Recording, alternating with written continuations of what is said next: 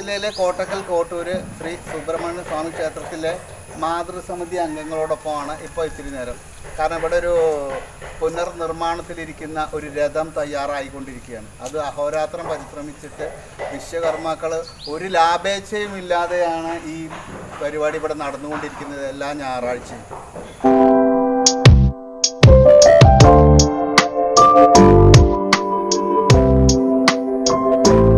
തൈപ്പൂയത്തിന് ഒരുങ്ങാൻ നിൽക്കുകയാണല്ലോ. അപ്പോൾ ഇവിടെ തൊട്ട് അടുത്തൊന്നും ഇപ്പോൾ അങ്ങനൊരു ഘോഷയാത്ര, രഥഘോഷയാത്ര എനിക്ക് തോന്നിയിട്ടില്ല. ഉണ്ടോ? ഇല്ല, ഇല്ല. ഇവിടെ മലപ്പുറം ജില്ലയിലില്ല.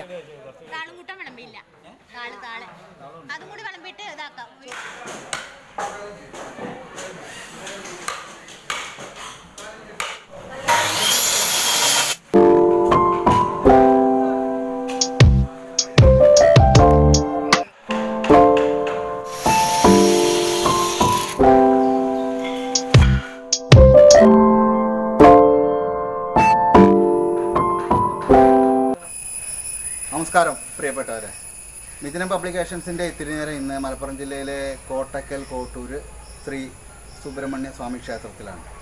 ഒരു കൂട്ടം ചെറുപ്പക്കാർ അടുത്ത തൈപ്പൂയത്തിന് ഒരു രഥം പുനർനിർമ്മിക്കുകയാണ്. അതായത് ആഴ്ചയിൽ ഒരു ദിവസം അവർ അതിനു വേണ്ടി അഹോരാത്രം പരിശ്രമിക്കുന്നുണ്ട്, ഒരു ലാഭേച്ഛയുമില്ലാതെ.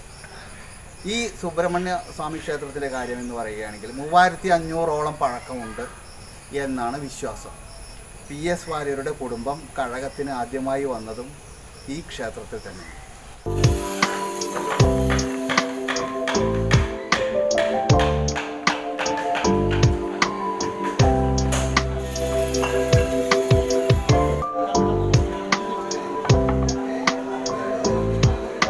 രഥനിർമ്മാണത്തിനിടയിൽ വിശ്വകർമാക്കൾക്ക് പരിപൂർണ പിന്തുണയുമായി കൂട്ടുപുരയിൽ ഈ മാതൃസമിതി അംഗങ്ങളെല്ലാം തന്നെ ഉണ്ട്. നല്ല നാടൻ ഭക്ഷണം.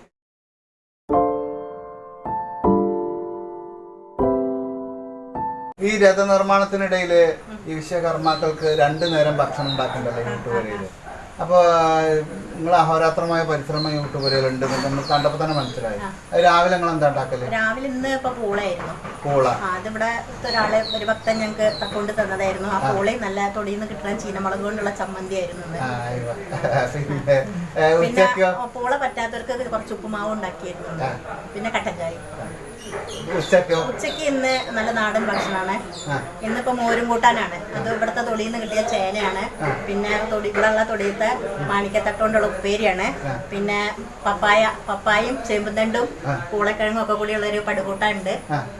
പിന്നെ പപ്പടം, പായസം, അങ്ങനെല്ലാം ഉണ്ട്. ഒരു നാടൻ മുഴുവൻ നാടൻ എല്ലാ ദിവസവും അങ്ങനെ തന്നെയാണ്. എല്ലാ ഞായറാഴ്ചകളിലും ഇവിടെ ഉണ്ടാവും.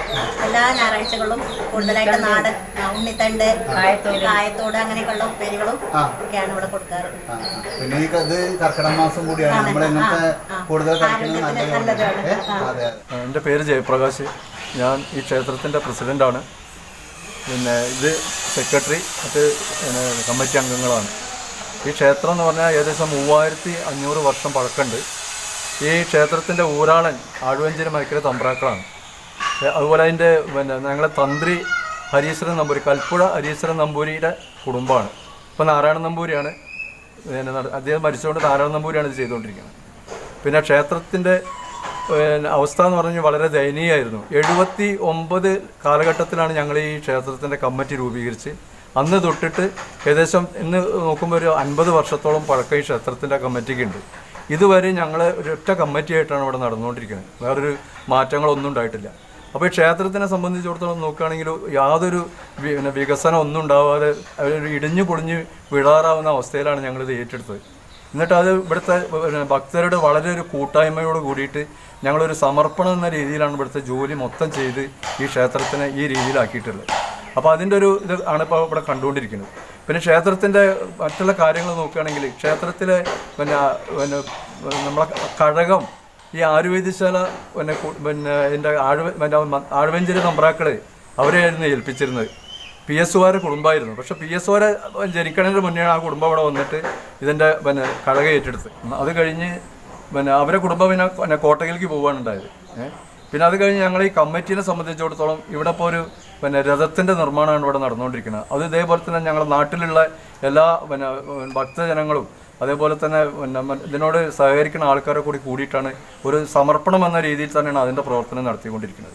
അതിൻ്റെ പ്രവർത്തനം ഇപ്പോൾ തുടങ്ങിയിട്ട് ഏകദേശം ഒരു 1.5 മാസത്തോളമായി. അപ്പോൾ എല്ലാ ഞായറാഴ്ചയും ഇവിടുത്തെ വിശ്വകർമാക്കളും മറ്റുള്ള ആൾക്കാരൊക്കെ വന്നിട്ട് ഫ്രീ ആയിട്ട് ഞാൻ ജോലി ചെയ്തുകൊണ്ടിരിക്കുകയാണ്.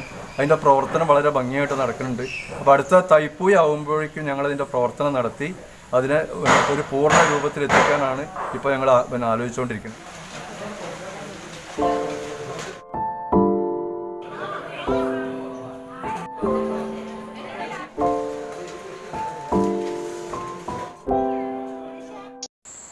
ഇവരുടെ രഥനിർമ്മാണം പല ദൂര ദിക്കുകളിൽ നിന്നും പലരും അറിഞ്ഞു കഴിഞ്ഞു എന്നുള്ളത് ഒരു സത്യമാണ്. അതുമാത്രമല്ല, ഇവരുടെ ഈ ഭക്ഷണം കഴിക്കുന്നതിന് സ്പോൺസർമാരായി ഒരുപാട് പേര് വരുന്നുണ്ട്.